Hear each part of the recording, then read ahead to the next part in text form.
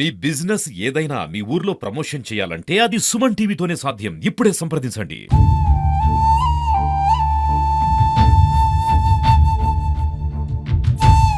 నమస్తే, welcome to Suman TV. Nizamabad జిల్లాలో ఉన్నాము. నిజామాబాద్లో ఒక యథార్థ గాథతోనైతే మీ ముందుకు వచ్చినాను. సో చాలా మంచి ఆదరణ అయితే వచ్చింది. ఇప్పుడున్న మోడర్న్ జనరేషన్లో రక్త సంబంధాలకు అసలు విలువే లేదు, కానీ అలాంటి రక్త సంబంధాలే నాకు కావాలంటున్నాడు రాజు. సో రాజు వాళ్ళ నానమ్మని భుజాల మీద ఎక్కించుకొని ఇవాళ నిజామాబాద్ మొత్తం భిక్షాటన చేసి వాళ్ళిద్దరూ పొట్ట నింపుకుంటున్న సిచ్యువేషన్ ఉంది. సో చాలా వరకు కూడా మంచి ఆదరణ అయితే వచ్చింది. సుమన్ టీవీ స్క్రీన్ పైన నంబర్స్ ఉన్నాయి. మీరు ఎవరైనా దాతలు ముందుకొచ్చి వాళ్ళని ఆదుకుంటామని చెప్పేసి మనం ఒకసారి అడగడం జరిగింది. అడిగిన తర్వాత చాలా ఏరియాస్ నుంచి మనకి కాల్స్ వచ్చినాయి. రాజుని మా దగ్గరకు పంపించండి, రాజుని మేము చూసుకుంటాము, రాజు వాళ్ళ నానమ్మని చూసుకుంటాము, రాజును కూడా మేము పనులను పెట్టుకుంటాము, మంచి శాలరీ ఇచ్చి మేము చూసుకుంటాము అని చెప్పేసి చాలా వరకు కాల్స్ అయితే రావడం జరిగింది. సో నిజామాబాద్లో దాదాపు మనం స్టోరీ చేసిన 2 రోజుల నుంచి కూడా రాజు మనకు కనిపించలే. సో ఇట్లాంటి స్టోరీస్తోని మన సుమన్ టీవీ చాలా వరకు కూడా ఇట్లాంటి వాటిని సపోర్ట్ చేస్తూ ఉంటుంది. ఇట్లాంటి ఇన్స్పిరేషనల్ స్టోరీస్తోనైతే మళ్ళీ మీ ముందుకు వచ్చినాను. సో చాలా వరకు కూడా 2 రోజులుగా నేను వెతుకుతున్నా. కాకపోతే మళ్ళీ ఇవాళ ఒక ఇంటి దగ్గర ఒక అమ్మ వాళ్ళని చూసిన తర్వాత వాళ్ళని చూసి చెల్లించకపోయిన తర్వాతనే ఒక శారీ, అదేవిధంగా వాళ్ళకి పొట్ట నింపే పనిలో అయితే పడ్డతాను, అన్నం పెట్టి వాళ్ళని పంపిద్దామని చెప్పేసి తను అనుకుందంట. సో ఇదే టైంలో మనం ఇక్కడికి వచ్చినాం. సో రాజు ఉన్నాడు. రాజు 2 రోజుల తర్వాత మనకు దొరికిండు. సో రాజుతో మాట్లాడదాం. రాజు బాగున్నావా? రాజు, ఇదంతా కూడా ఒక ఎత్తు అయితే ఇవాళ నువ్వు నానమ్మని చాలా మంచిగా చూసుకుంటున్నావు, భిక్షాటన చేస్తున్నావు. భిక్షాటన చేసే టైంలో నీకు చాలా రకాలైనటువంటి అవమానాలు కూడా ఏర్పడతా ఉంటాయి. అట్లాంటి ఎదురైన ఘటనలు ఏమైనా ఉన్నాయా నీకు? ఎట్లా జరిగినాయి? అంటే ఎట్లా ఏమన్నా అవమానించడం అంటే ఎట్లాంటి అవమానాలు ఎదుర్కొన్నావు? కాలేజ్ అయితే మంచిగా కదా, అడుక్కొని బదులు పని చేయొచ్చు కదా అని అంటారు సార్. అందుకు నాకు చేయరింది కాబట్టి మా అమ్మకు నాన్నమ్మ కాళ్ళు కంటే కాలు లేవు. అమ్మ విడిచిపెట్టి పని పోతా, అమ్మ ఎటనే పోతుంది. మన ఇక్కడ 5 వేలు విడిచిపెట్టి ఇక్కడ పడుకున్నా. అట్లనే అక్కడ చెట్ల తెలియదు సార్, దాన్ని పడుకున్నా కదా, ఉచ్చగా పోయింది. కళ్ళు కనిపించకుండా మళ్ళీ తెల్లారు లింకొస్తుంది, తెల్లారు దగ్గర మళ్ళీ కళ్ళు కనిపోయి ఉచ్చగా పోయి ఇక్కడికి అక్కడ ముందు కప్పంగా ఉంది కదా సార్, అక్కడ పోయింది. అక్కడికి మళ్ళీ తిరిగి ఇట్లా మళ్ళీ బస్ పోయింది. మళ్ళీ బస్ చూడండి ఎంత బాధాకరం అంటే, రాజు మనతో ఫస్ట్ డే కూడా మనకి అదే చెప్పిండు.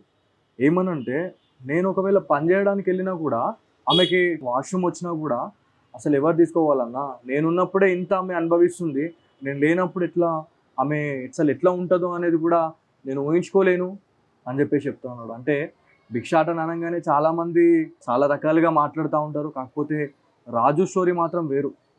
సో రాజుకి ఎవరైనా ఆస్తి అంతస్తు ఏమైనా ఉంది అని అంటే అది వాళ్ళ నాన్నమ్మ ఒకటే. సో ఇంకా అంటే నువ్వు చదువుకున్నావు, చాలా అంటే చదువుకున్నావు, డిగ్రీ చేసినావు అని చెప్పేసి అంటున్నావు. ఎక్కడ చదువుకున్నావు రాజు? అమ్మని చదివించింది వీళ్ళ అమ్మవాళ్ళు. మా అమ్మ వాళ్ళ చదివించింది. ఫస్ట్ ఇయర్ ఏమో, సెకండ్ ఇయర్ దాకా బాన్సర్ సాహిత్య చదువుకున్నా.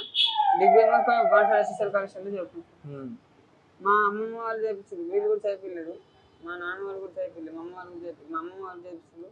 వాళ్ళని పెద్ద అయినా వాళ్ళని పని స్కూల్ చదువుకుంటా, కాలేజ్ చేసుకుంటా. అది కాలేజీ కూడా చేసి చెప్పాను సార్. మేకలు కాసుకుంటా, గేదెలు కాసుకుంటా, అంత పని చేయించింది సార్. నాకు ఉత్తగా చేయించలేదు సార్. పని చేయించుకున్నది మరీ చేయించింది, ఉత్తగా చేయించలేదు. సో మస్తు కష్టపడ్డారు, మస్తు కష్టపడి చదివించారు. కానీ ఇప్పుడు మీ బతుకు అంటే ఇట్లా బతుకు జట్కా బండి ఇట్లా నడుస్తుంది. సో ఎట్లుండాలనుకుంటున్నావు? ఒకవేళ నిన్ను ఎవరైనా ఆదుకున్నా, ఎక్కడికైనా పంపిస్తే నువ్వు వెళ్తావా? మరి చేస్తావు, పని చేస్తావు అక్కడికి వెళ్ళి? మీ నానమ్మని నిన్ను మంచిగా చూసుకుంటాము, నీకు మంచి ఒక శాలరీ ఇప్పిస్తామని చెప్పేసి వైజాగ్, విశాఖపట్నం తెలుసా నీకు? హైదరాబాద్ నుంచి కూడా చాలా కాల్స్ వచ్చినాయి, చాలా వృద్ధాశ్రమాల నుంచి కూడా కాల్స్ వచ్చినాయి, మా దగ్గర తీసుకురండి వాళ్ళని అని చెప్పేసి. ఒకవేళ అంటే నువ్వు పని చేసుకుంటూ అమ్మని కంటికి రూపాయలో చూసుకుంటా అని అంటావు, అంతేనా? కానీ నాన్నదాసు ఏమంటే 8 రోజులు పెంచుకుని నడుపుకుంది కూడా వేస్ట్ అవుతుంది. కానీ నాన్నదాసు ఏమంటే 8 రోజులు పెంచుకుని నడుపుకుంది కూడా వేస్ట్ అవుతుంది. చూడండి, ఒక్కసారి అనాథాశ్రమం, వృద్ధాశ్రమంలో అక్కడ నుంచి మనకు కాల్స్ వచ్చినాయి, మరి నువ్వు వెళ్తావా అంటే నేను పంపించను అని అంటున్నాడు. అంటే ఒక్కసారి ఆలోచించండి, వాళ్ళ నాన్నమ్మతో ఎంత బాండ్ ఉంది అంటే ఆమెని వదిలిపెట్టి నేను ఉండలేను అని చెప్పేసి తను క్లియర్గా చెప్తా ఉన్నాడు. అంటే ఇప్పుడున్న మోడర్న్ జనరేషన్లో చాలా వరకు కూడా మనము చాలా చూస్తున్నాం. అంటే కాళ్ళు చేతులు మంచిగా ఉండగానే అమ్మ నాన్నల్ని రోడ్డు పైన వదిలేస్తూ ఉన్నారు, అమ్మ నాన్నల్ని వృద్ధాశ్రమాల్లో పడేస్తూ ఉన్నారు. సో చూడండి ఇంత ఇంత బాండ్ అనేది. అంటే రక్త సంబంధం గురించి రాజు చెప్పిండు. రక్త సంబంధం ఇవాళ లేక చాలామంది బాధపడుతున్నారు, కానీ వాళ్ళ రక్త సంబంధం ఉండి కూడా చాలామంది బాధపడుతున్నారు అని చెప్పేసి చెప్తున్నారు. మేము పని ఇప్పిస్తాము, అమ్మని కూడా మేము చూసుకుంటాము, ఇంత జీతం అనేది మేము ఇస్తాం, ఏదో ఒక పని చేసుకుంటూ ఉంటాడా అని చెప్పేసి అంటున్నారు. చేస్తావు అట్లా? రెడీ ఉన్నావా?